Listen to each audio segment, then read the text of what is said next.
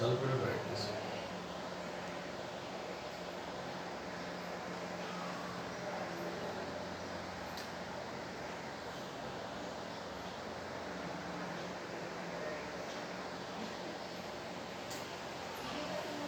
Hello students, in the last video we studied Gauss theorem and electric flux, and we solved some examples based on electric flux and Gauss theorem. And in this video let us go through some applications of Gauss theorem. In the first application we will derive the electric field due to infinitely long straight wire which is uniformly charged.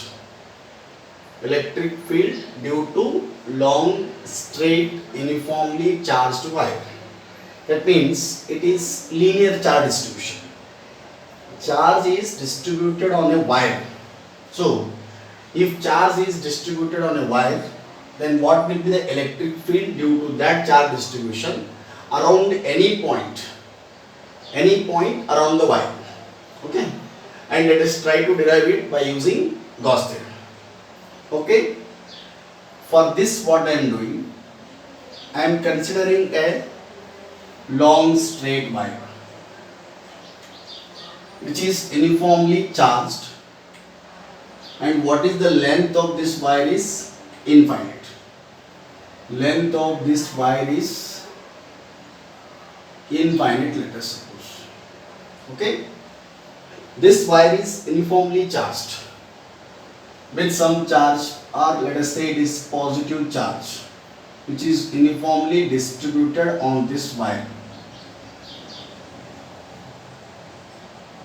like this throughout the wire. Charge is distributed and length is infinite, and I want to find the electric field due to this charge distribution at some point P, let us suppose, whose distance is r, perpendicular distance. This is the point where I want to find the electric field. For this I will select an arbitrary origin on the wire. Okay, let us see first let us consider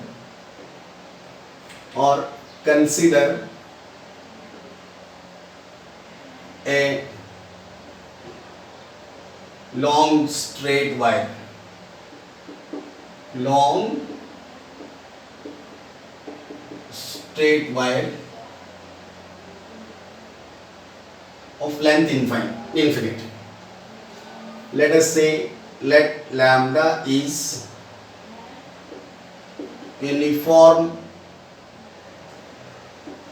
linear charge density of this wire. That means charge is distributed along the length of the wire. Then to find the electric field at this point, first let us try to find the direction of electric field. To find the direction of electric field, what we will do, let us consider some small length elements on this wire. This is infinite length. This is of infinite length. Let us consider some small length element at equal distances from this arbitrary origin. So to find the direction of electric field, let us name them as P1 and P2. These are the small elements of length selected so that they are at the equal distance from this arbitrary origin. Let P1 and P2 are small length elements at equal distances from the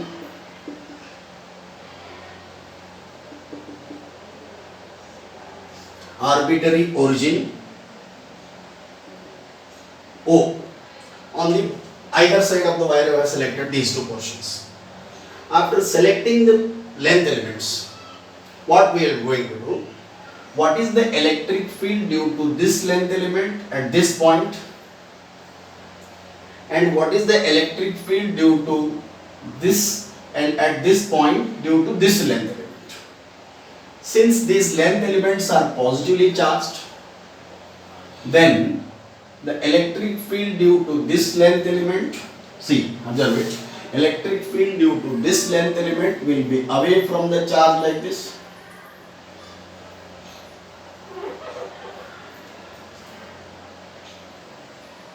Will be away from the charge, and electric field due to this length element at this point will be also away from the charge.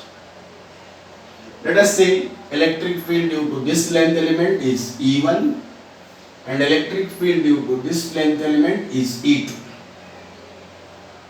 And symmetrically these angles, let us suppose theta and theta, or without this also you can write the description. Let us say these are the electric fields. Then electric field due to two length elements P1 and P2 at point P are given by E1 and E2. These electric fields can be resolved into two components. How? This E2 can be resolved into two components like this. One component of E2 is, let us suppose this point has taken as P. One component is in this direction which is perpendicular to OP, and one component of E2 is in this direction which is parallel to OP, along OP. Then E1 also can be resolved into two components. One component is perpendicular to OP, another component is parallel to OP or along OP. These electric fields can be resolved into two components. Then I can write the electric fields at P due to length elements. What are the length elements that I have selected? P1 and P2 can be resolved into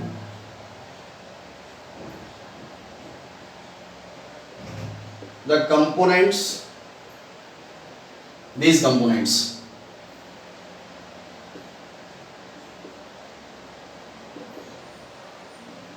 Perpendicular to OP, these two components are perpendicular to OP, and this component and this component. There are two more components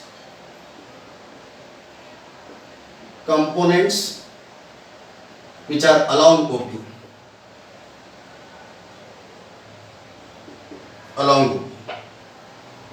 Now these electric fields E1 resolved into two components perpendicular to OP, along OP. E2 can be resolved into two components perpendicular to OP, along OP. Then what we'll do, see, these two components which are perpendicular, they are equal and opposite, but parallel components are in the same direction. Then what we'll write, the components of the field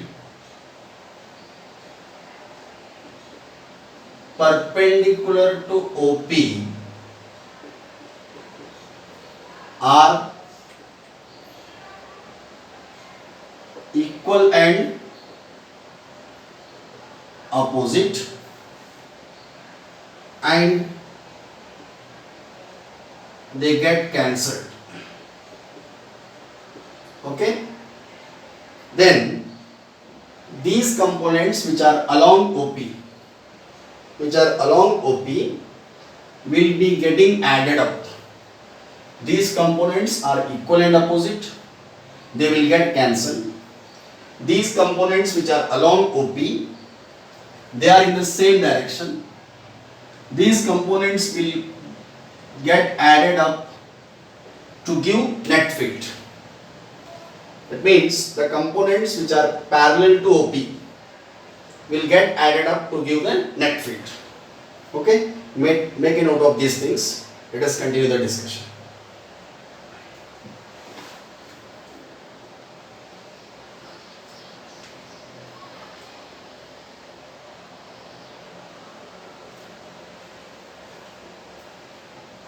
Okay students, what I told you, these components will get added up. Let us write it. To give the direction of net field, these components are going to cancel each other. Then what we can write here is the components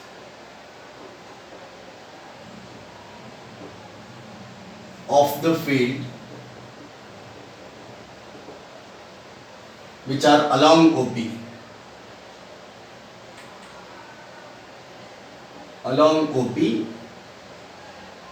are in same directions, therefore they get added up to give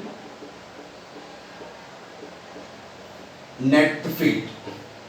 Okay, these components are going to cancel, these components are going to get added up to give the net field. That means the overall conclusion that we can draw from this discussion is, see, these components after cancelling each other, these components are going to cancel. These components will give the net field. That means if this is the long wire, if I select a point here, then this net electric field will be away from the wire along this distance, along R. See, if I select point here, net field will be like this. If I select point here, net field will be like this. If I select point here, net field will be like this. That means the net electric field or the electric field due to this charge distribution, I can write is directed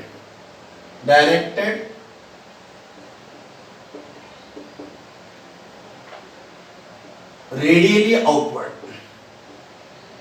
It is directed away from the wire and radially outward along the radius. Suppose if it is here, along the radius, like this, electric field at any point around the wire is directed radially outward. We have concluded the direction of electric field. Now we come to know what is the direction of electric field. If wire is like this, electric field is radially outward. Then to find the magnitude of electric field, we want to find the magnitude now. To find the magnitude of electric field, what we'll do? We will draw, let us draw a cylindrical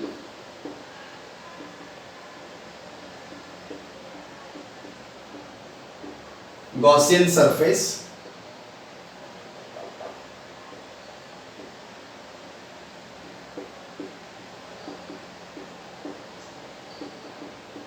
around the wire. How that Gaussian surface can be drawn? Say, this is the wire that I have taken. Let me draw it once again. This is about direction of the electric field. We come to know that direction of electric field is radially outward.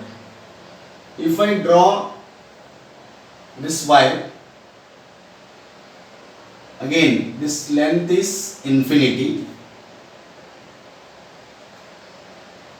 and the charge is uniformly distributed on this. I want to find the direct magnitude of electric field at this point P, which is at a perpendicular distance R from the wire. See,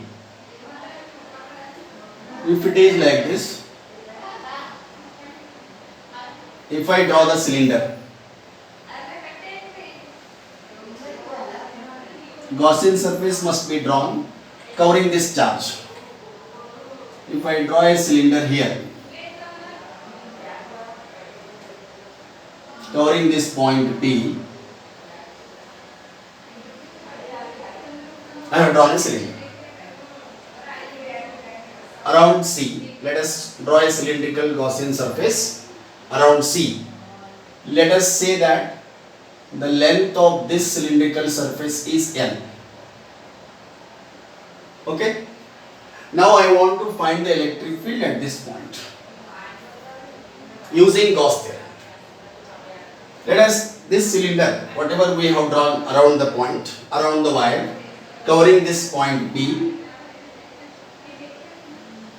then the cylindrical surface, what we know?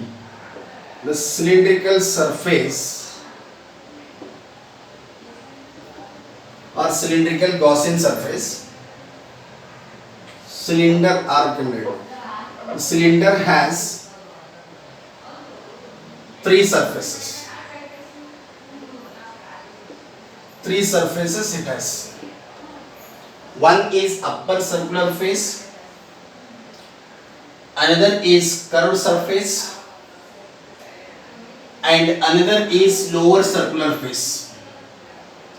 Let me name these surfaces as S1, S2 and S3. See, cylinder has three surfaces. One is upper circular face, which I called it as S1. The second one is curved surface. Curved surface, I am calling it as S2, this curved surface. And the third surface is, it is lower circular face. Lower circular face, which I am calling it as S3. And I want to find the total flux through this surface. Before this, we discussed the direction of electric field, and we came to know that the direction of electric field is radially outward like this. Okay? To find the electric flux through these three surfaces, what we'll do, we'll consider small areas on these surfaces. A small area on this surface, a small area ds on this surface, and on this curved surface also. If it is like this, a curved surface, on this surface also I am selecting a small area covering this point, around this point. Let me call this area as ds. Then this area is also ds, this small area, and this small area is also ds on this surface. To find the electric flux, let me draw the area vector to all three surfaces. Area vector for this will be drawn like this. Area vector is equal to a unit vector normal to the field into area.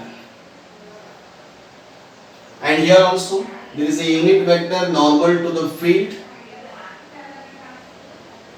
into area. This unit vector indicates the direction of area vector. Direction of area vector, surface is like this, area vector is like this, upper surface, area vector, curved surface, area vector.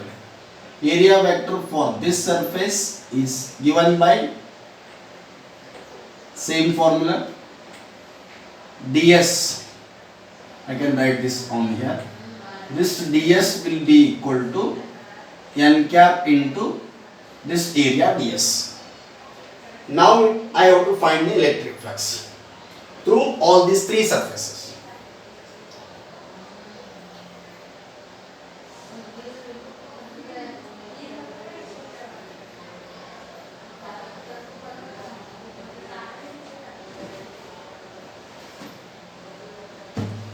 Okay? Just electric flux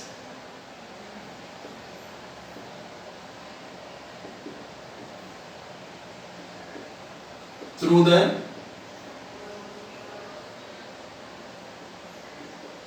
surfaces S1, S2 and S3 are, what are the fluxes? If I say first surface, see what is the direction of electric field? Direction of electric field is like this. It is radially outward. Radially outward. I told you if electric field and area vector are perpendicular. See, this is area vector, this is electric field, this makes an angle 90 degree. That means flux through this S1 will be 0. Similarly, this is electric field, this is area vector, here also angle is 90. That means flux through this S3 is also 0. That means these two surfaces are not making any contributions to the flux. Flux through this surface and flux through this surface are 0 because of angle 90. Okay. Then let us write all the fluxes now.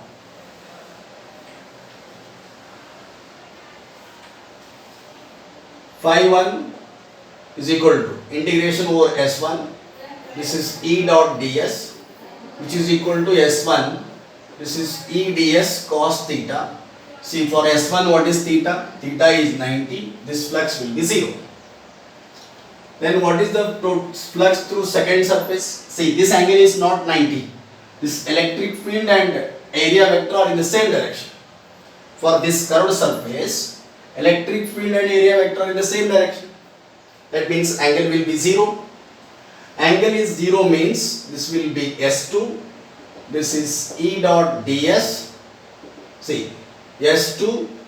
This will be E ds cos 0. This will be S2. This is E into ds. I am taking E outside. I am integrating ds. Integration of ds means S. S means the area of this curved surface. What is the area of this curved surface? We know that if this is cylinder length is L, area of curved surface is 2 pi RL. This is the flux through second surface. What is the flux through third surface? Flux through third surface will be also 0. Phi 3 is equal to, this is S3, then it is E dot ds. Similarly as S1. Because here also you see electric field is in this direction, area vector is in this direction, again angle is 90, E ds, this is cos 90, I can write this as 0.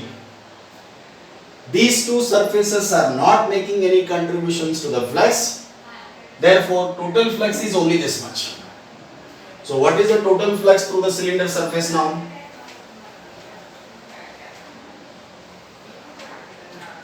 Total flux is phi is equal to phi 1 plus phi 2 plus phi 3. This phi will be equal to, this is 0, this is 0. Only flux is phi 2. Then what is that? Total flux is E into 2 pi RL. This is the equation number 1, which I got by using the definitions of flux. These are the equations which are the definitions of flux. From the definition of the flux, I calculated the flux through all these three surfaces.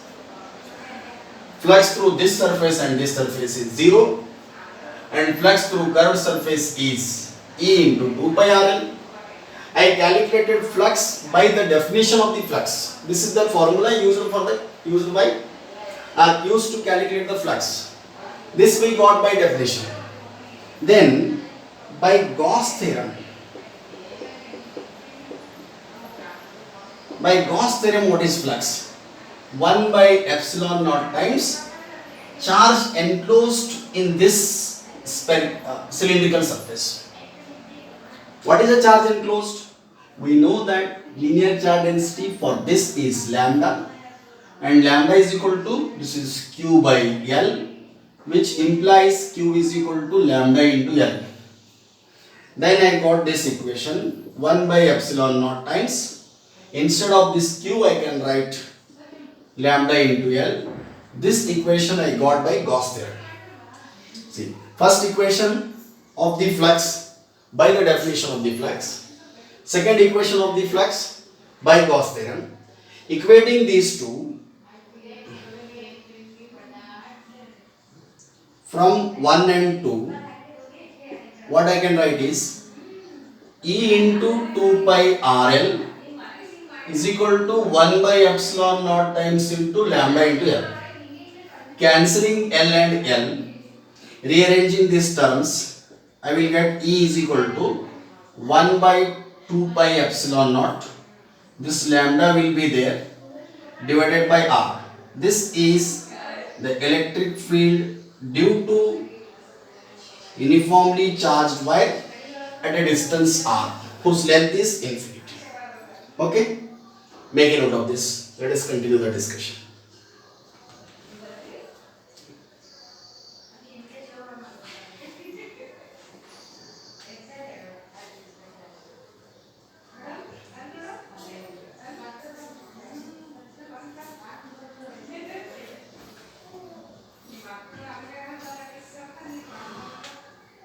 Okay, can I repeat?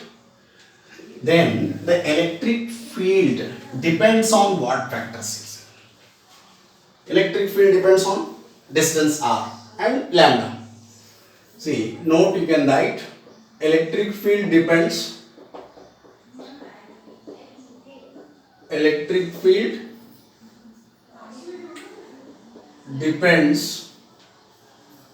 on perpendicular distance of the point where we are going to find the electric field. Perpendicular distance of the point, that is nothing but R, depends on the perpendicular distance of the point, that is E is inversely proportional to R, which means if I am going away from the wire, field is going to decrease. Then we noted it down. Just a minute. If this wire is of infinite length, what is the length of the wire that we considered? It is infinite.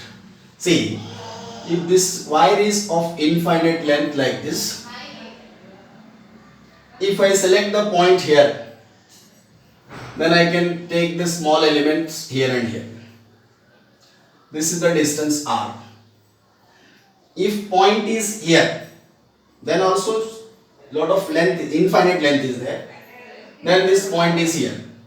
I can take two length elements here. Again I can resolve this into two components. Again I can calculate electric field. What I mean is, wherever you take point around this wire, which are at the equal distance, this is the position at the distance R, this position is at distance R, this position is at distance R. Wherever you take the positions of this point, which are at the equal distance from the wire, the position of this point is not going to affect the electric field. Okay? If distances of all these points are equal from the wire, then electric field will be same. Taking this point here, distance is R. Take this point here, distance is R. That means electric field depends only on the distance, perpendicular distance. If you bring this point closer to the wire, then distance will decrease, electric field will increase. Okay? This is about electric field due to a straight wire which is uniformly charged, whose length is infinite. Okay, this is the first application of Gauss theorem. In the next application, we will try to derive the electric field due to surface charge distribution, where charge will be distributed on a thin sheet. What is the electric field due to surface charge distribution? This is the electric field due to linear charge distribution. In the next video, we will see the surface charge distribution and volume charge distribution. Okay? Thank you.